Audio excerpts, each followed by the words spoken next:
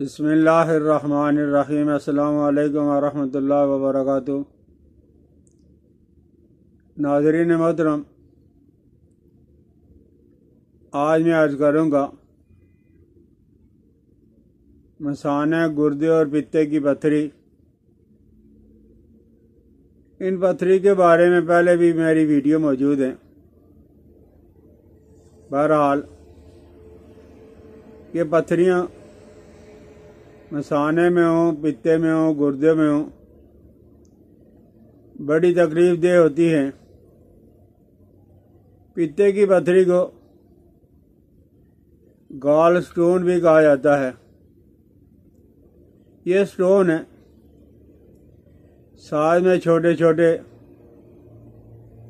اور بے ڈھنگے سے ہوتے ہیں۔ کہتے ہیں کہ ایک دفعہ بننے کے بعد یہ بڑھتے نہیں ہیں، اور یہ عورتوں میں زیادہ ہوتے ہیں، مردوں کی نسبت ہے۔ یہ مرد خواتین میں بہت زیادہ ہوتی ہے، اور یہ موروثی طور پہ بھی ہوتا ہے۔ یہ ان لوگوں کو زیادہ پتھریاں ہوتی ہیں جو بازار کی تلی ہوئی اشیاء زیادہ استعمال کرتے ہیں، مرغن غذاؤں کا استعمال۔ فربا، موٹی عورت اور موٹے مرد جن کے پیتے میں کولیسٹرول کی مقدار بہت زیادہ ہوتی ہے، جس کی وجہ سے یہ پتھریاں بنتی ہیں۔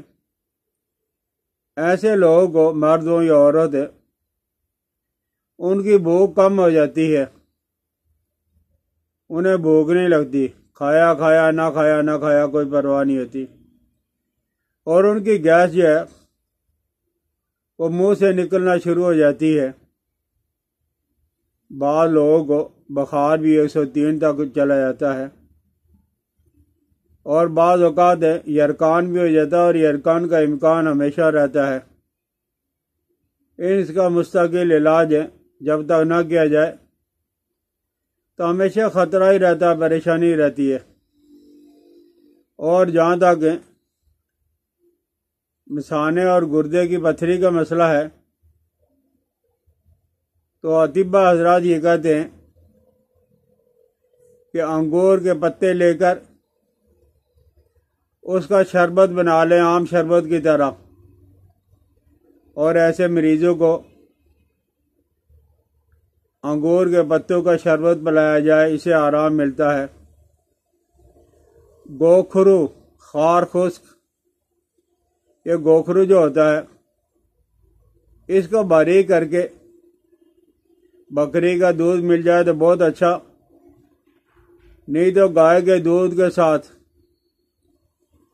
5 ماشے ٹی سپون چائے والا چمچ، یہ گردے اور مثانے کی پتھری کے لیے بڑا زبردست علاج ہے۔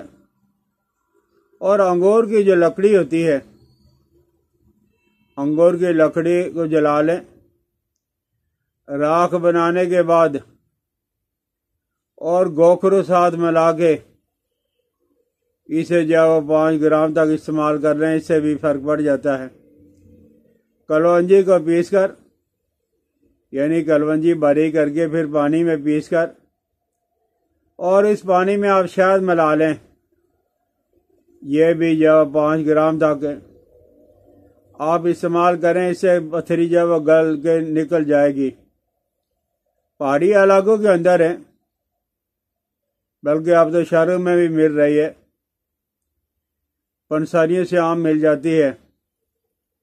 کلتھی کی دال، یہ کلتھی کی دال کو ابال کر اس کا پانی پئیں، اور کوشش کریں جن لوگوں کو بھی پتھری ہے، یہ کلتھی کی دال پکار کر مسلسل لگاتار یہ استعمال کرتے رہیں۔ گردے میں جو پتھری بنتی ہے، وہ پتھر اور ریت کے دانے سے لے کر چانے کے دانے کے برابر، بعض اوقات اس سے بھی سائز بڑا ہوتا ہے۔ اس ورز میں پیشاب کرتے وقت درد محسوس ہوتا ہے، پیشاب رک رک کر آئے گا، اور کبھی کبھی ناقابل برداشت درد بھی ہوتا ہے، دردوں کی ٹیس اٹھتی رہتی ہے۔ پتھری کے مریضوں کو پانی اور مشروبات یعنی پھلوں کے جوس، مشروبات یہ زیادہ مقدار میں استعمال کرنی چاہیے۔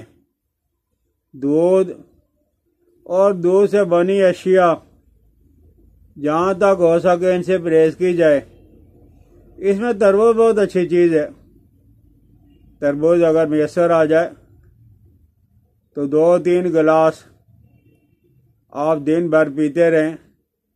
اس کے استعمال سے یعنی تربوز کے استعمال سے پتھری نکل جاتی ہے۔ اور تربوز کا اگر موسم نہیں ہے تو اس کی بیج کی گری کو باریک کوٹ لو، گرائنڈر کر لو، 10 سے 20 گرام تک آپ جب وہ پانی کے اندر گھول کر آپ پی لیں، اس کے ساتھ ہی جب وہ پتھری نکل جائے گی۔ اور یہ جو پتے کی پتھری ہے، حقیقت یہی ہے، کسی کی سمجھ میں آئے یا نہ آئے، وہ آپریشن کروانا چاہتا ہے تو آپریشن کروا لے، لیکن اس کے لیے آپ ایسا کریں کہ 5-6 انجیر رات کو دھو کر پانی کے اندر جب وہ ڈال کے رکھ لیں، اور صبح کے وقت کلونجی 2 گرام اور کاسنی کے بیج 2 گرام یعنی آپ ایک پاؤ لے لیں، ایک چھٹانگ لے لیں برابر وزن کے، ان کو باریک کر کے رکھ لیں، تو اکٹھی مکس کر کے رکھ لیں 4 سے 5 گرام میں۔ آپ صبح جو انجیر آپ نے بھگو کے رکھی ہے